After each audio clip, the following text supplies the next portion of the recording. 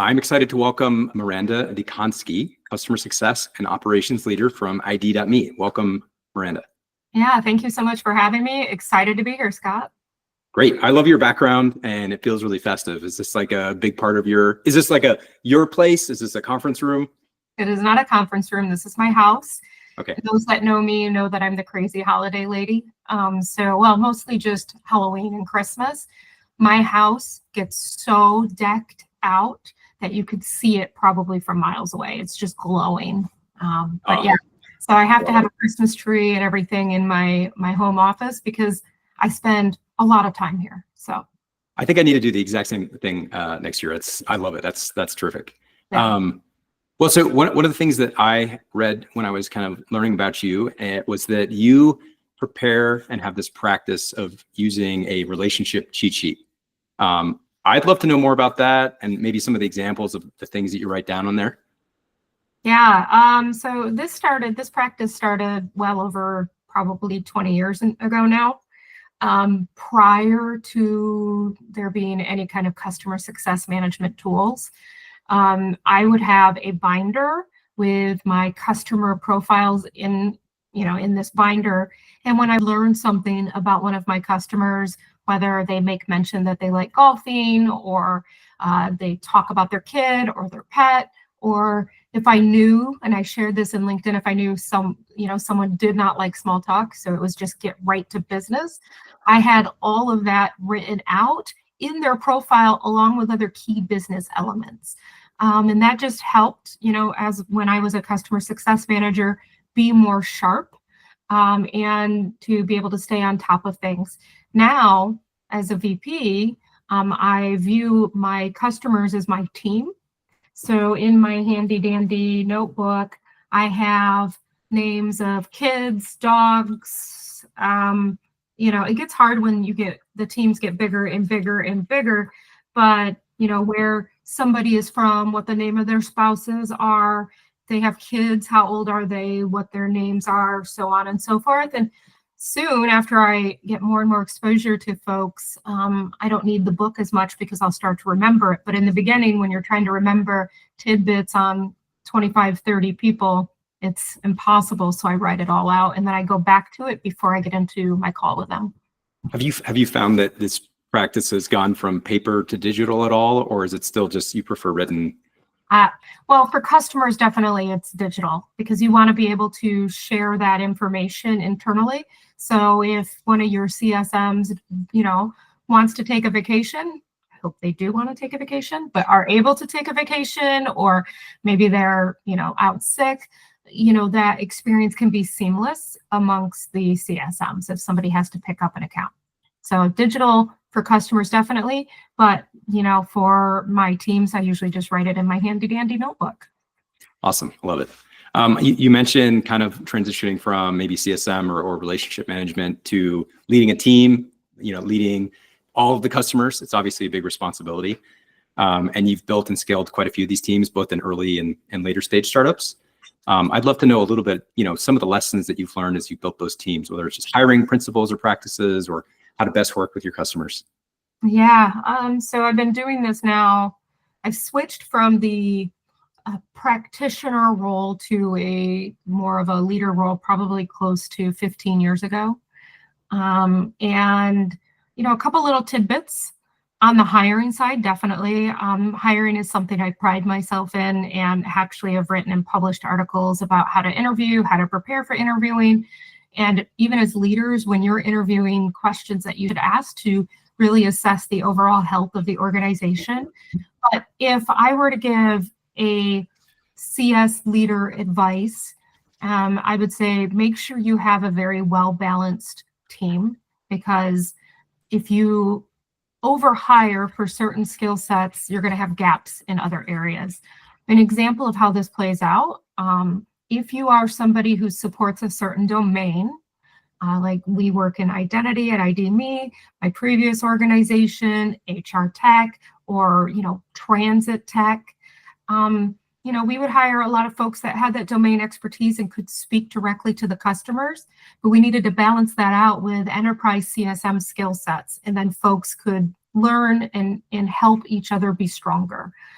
So those are tips. Make sure you're always assessing for where your skill gaps are, and then building out a plan on how you're going to plug those gaps, either via hiring or via training. That's, I think, thing one. Thing two, I would just tell folks to act your age in regards to your org size. Not to be so blunt about it, but I have seen so many times people try to build out processes that are better suited for a company 10 times the size of them. And then it hurts them, slows them down, creates unnecessary angst in the organizations. So that's another thing. I'm not saying don't have process. I'm saying build out what you need for this quarter and the next quarter, not for 5 years down the line. If you're putting in process that is so big and requires 50,000 steps, when you're a smaller organization, it's just going to slow you down and hurt your ability to be agile and to move quickly. But also balance it out and don't just leave the process behind. I love those. One of my team members, he's a product manager. He spends a lot of time documenting. And over the years, he's realized that most of the time he's documenting for himself and for his small team. And initially, he was very frustrated that maybe some of the materials wouldn't get reviewed or read as regularly as he'd hoped. I think he's changed more recently to a pretty similar philosophy of like, recognize who your customer is of the content, and then how often and how deep you actually have to do it. He seems much happier after he had that realization. There is nothing more frustrating than you build out this masterpiece, this artwork of a process, and you think this is just going to revolutionize everyone's lives, and then no one reads it or no one does it. Right. And I've seen that happen again and again and again. And usually if you really get down to it, the process either isn't solving the right problem, it's too cumbersome, or people aren't bought into the idea of the problem, or maybe you didn't dig deep enough and figure out what the true problem was, and you're only solving a portion of it, so people then discount the value of the process, right? Right. So, yeah. Yeah, absolutely. So you are now VP of CS. You've had a few roles in the past.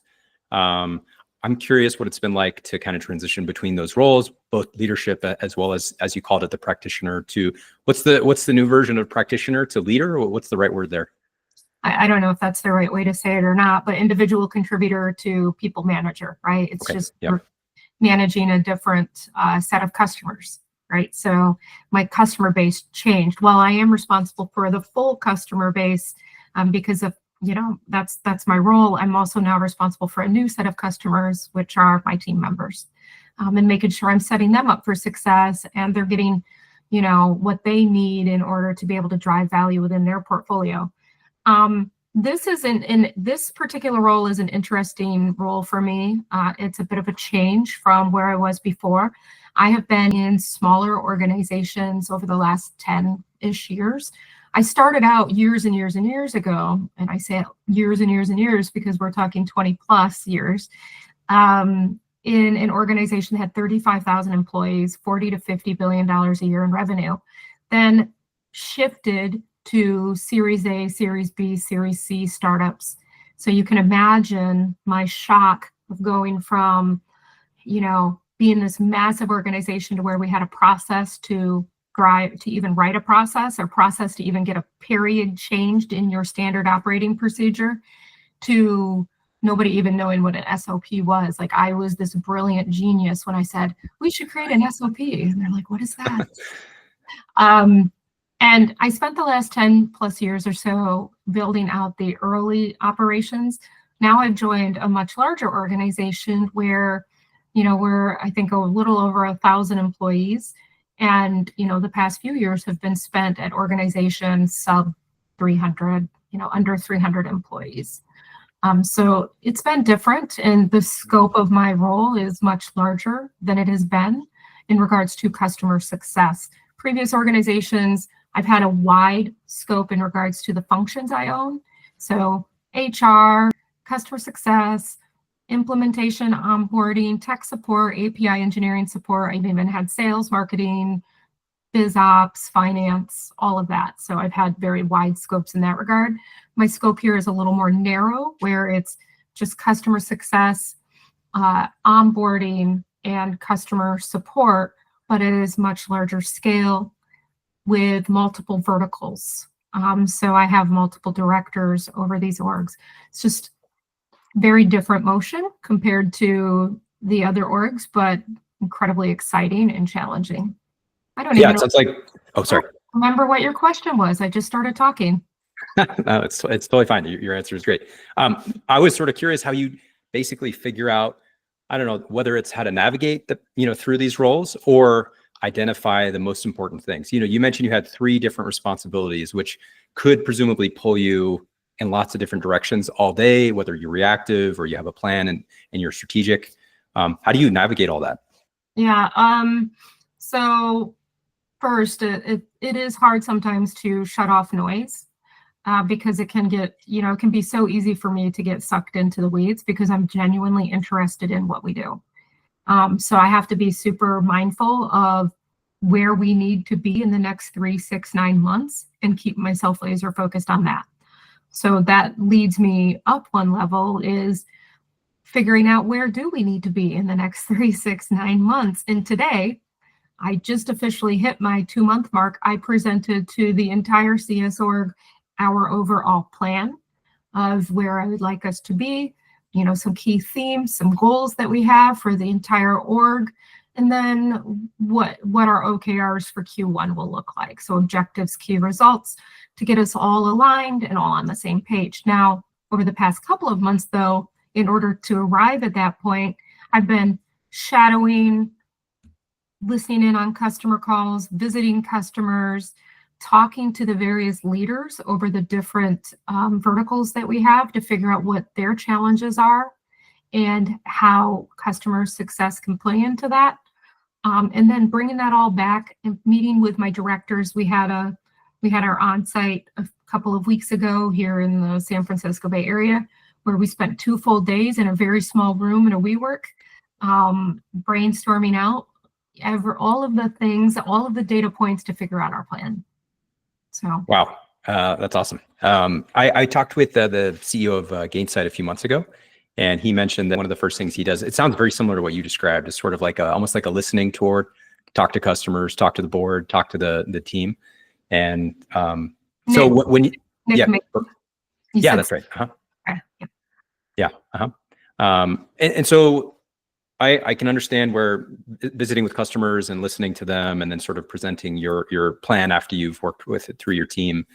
After you kind of establish that plan, how do you go about building alignment and helping your team achieve and meet those goals? I've talked to a bunch of different types of leaders who, they talk about this third principle of, some should be failure, some should be good, some should be great. And then you have like Google, who talks about OKRs, where their target is 70% achievement.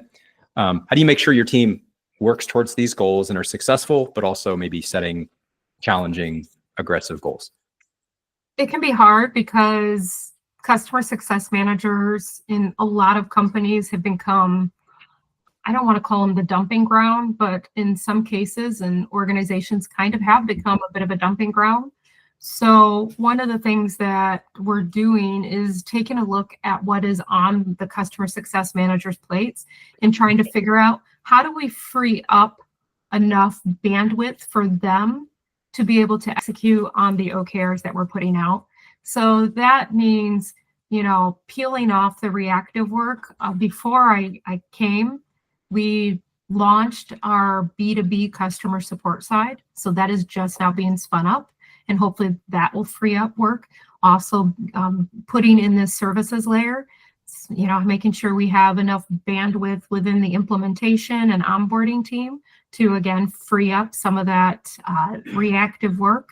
And then once you know that, you're moving the needle in the right direction, it's just as simple as having buy-in from everyone, making sure everybody understands the importance and knows the why behind what's being asked of them, and that they have the skill and the will to be able to execute. Oh, the skill and the will. I've never heard that phrase. That sounds pretty cool. And then maybe just going back a little bit, maybe as more of like a reflection. You've worked at these startups who you mentioned that they often, over document particularly, or create processes that are overly burdensome and complex. Are there other, critical mistakes that you've seen as you've gotten started at them? And it could be any stage. I'm curious, maybe outside of the process, what else have you seen that ruins things or makes it hard? I wouldn't say ruins things, but putting in tools that are too big for where you are. There are tools out there that require full-time people to maintain them. If you don't have full-time people or the budget to have full-time people, don't put those tools in because it's garbage in, garbage out. So that's thing one. Thing two, hiring individuals that can't flex or aren't able to be, don't have grit, I guess is the right phrase. And grit is a hard thing to interview for. But what I've seen happen in some organizations, and look, I lived this. I went from an organization where everything, my everyday was almost so predictable. It was crazy. I could come in the morning, almost know exactly what was going to happen, looked at the same report, had certain customer calls set up. Things were just like very methodical, very operationalized. That's the way it has to be when you're at a company with 35,000 employees that's driving 40 billion a year in revenue. It's usually very predictable. If you are hiring folks that come from that type of an environment to an environment that is less predictable, that is, somewhat chaotic, which a lot of startups are, assess for their ability to flex, because if you don't, and if they can't, they will burn out fast.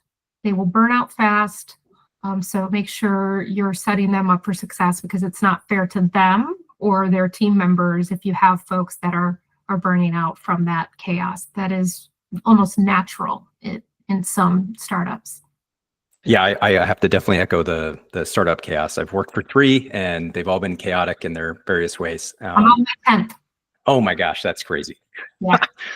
I feel like, do you ever wonder if there's something like wrong with you, or what's going on inside of you? You keep going here. I'm a glutton for punishment. No, I love startups. I do. I love tech companies. I love the early mid stages.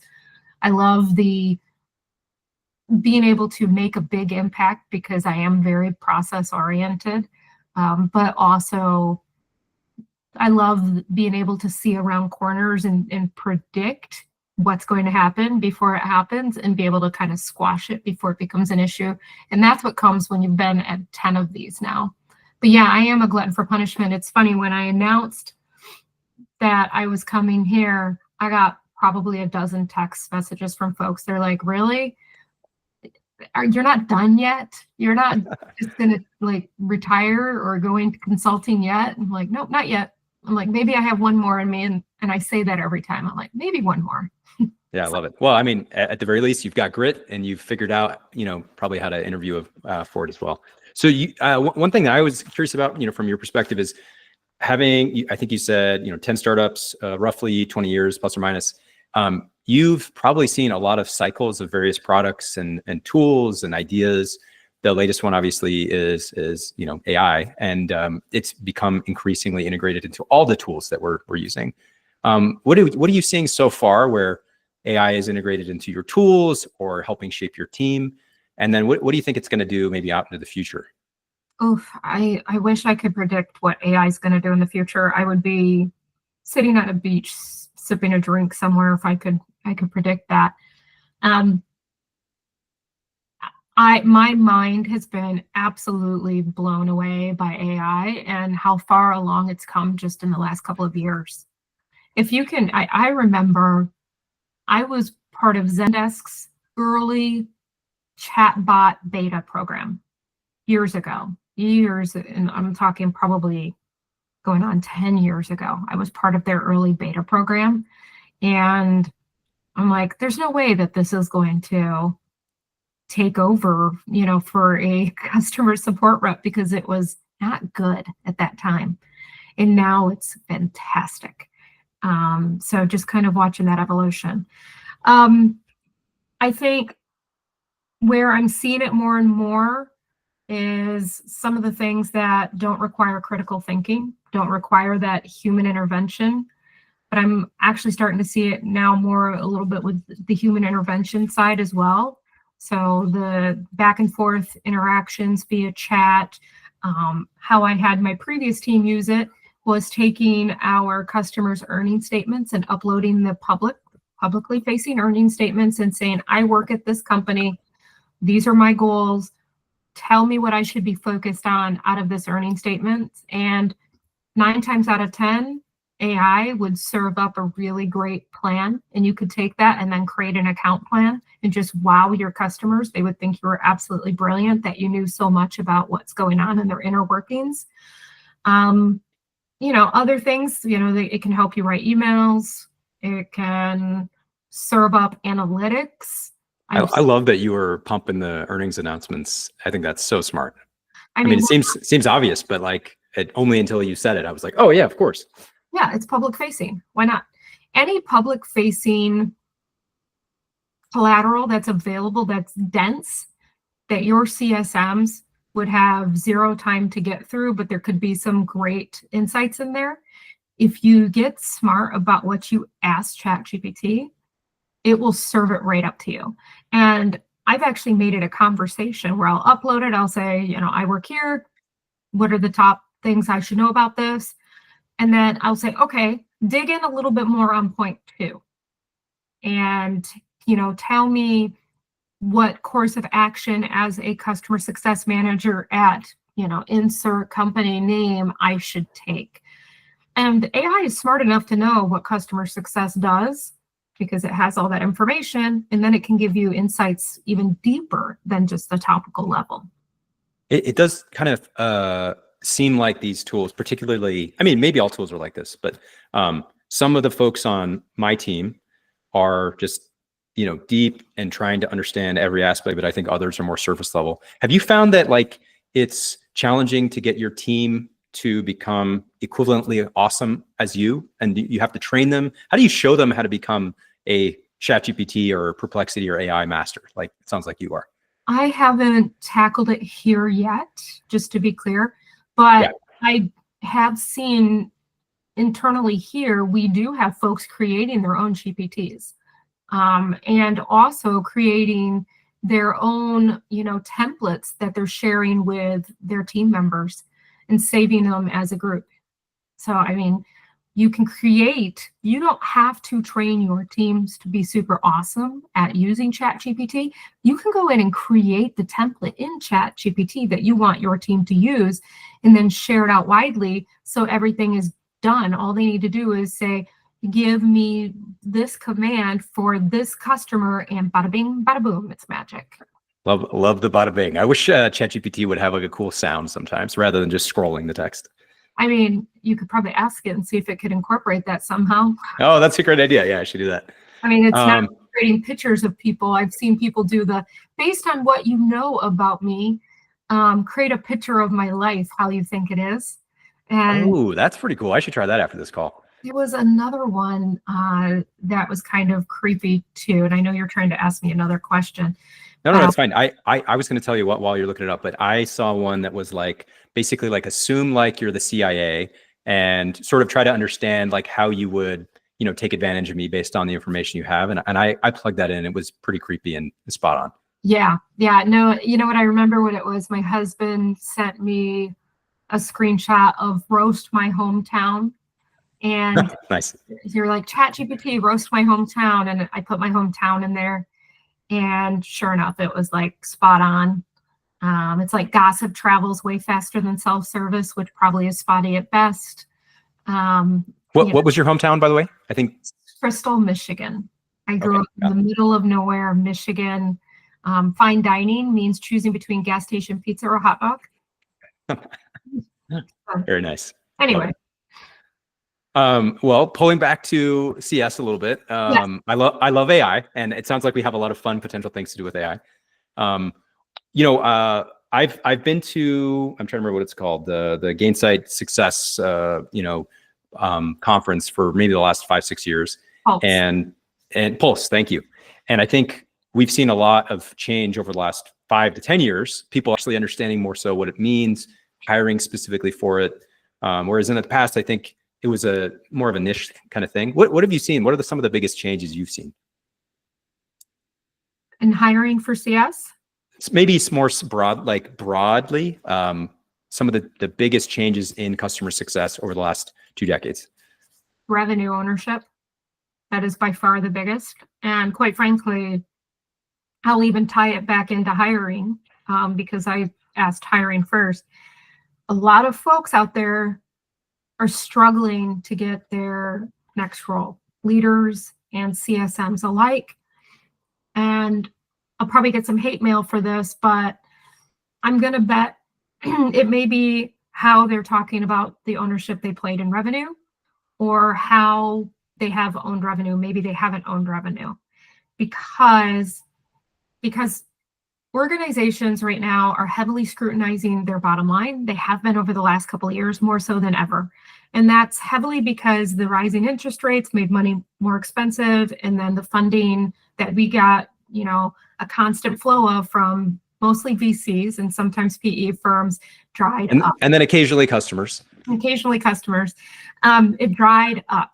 And what that means is, and I personally did this as somebody who owned finance at a company, you go line by line by line and figure out who's driving revenue. And if you're driving revenue, you're safe. If you're not, you're looked at, I didn't get to my sneeze button quick enough, so that'll be on the podcast. That's okay. I sneezed. And if you aren't able to be tied closely back to the revenue, then a lot of the times you would be put on the chopping block. That is a big change in customer success.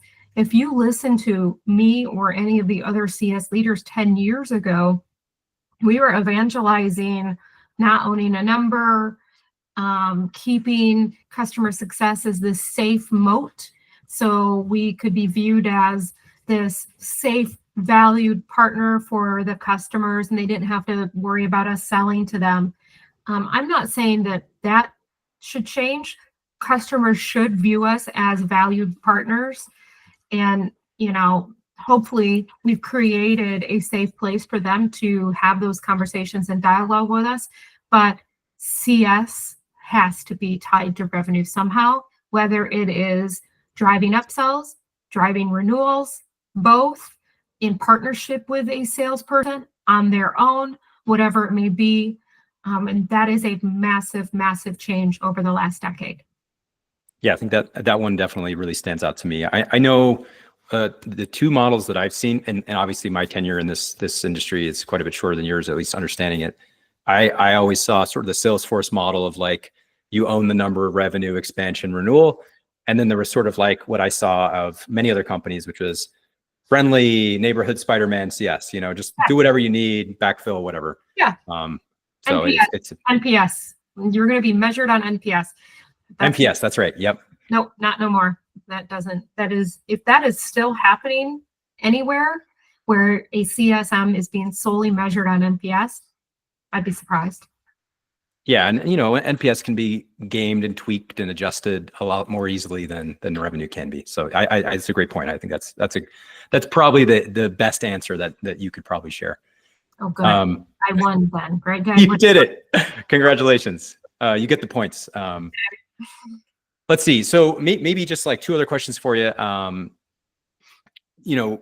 I think I actually have, to your point about hiring for these roles, I have been hiring an additional CSM, or we put out a job description for it recently, and we probably had 600 to 800 people apply. Yeah. It's just a lot, right? And so I've since talked with a bunch of these candidates, and they've asked for some advice. And I'm curious what you think. Like for the folks who are early in their career, they're either trying to become a CSM or they're sort of navigating that individual contributor role.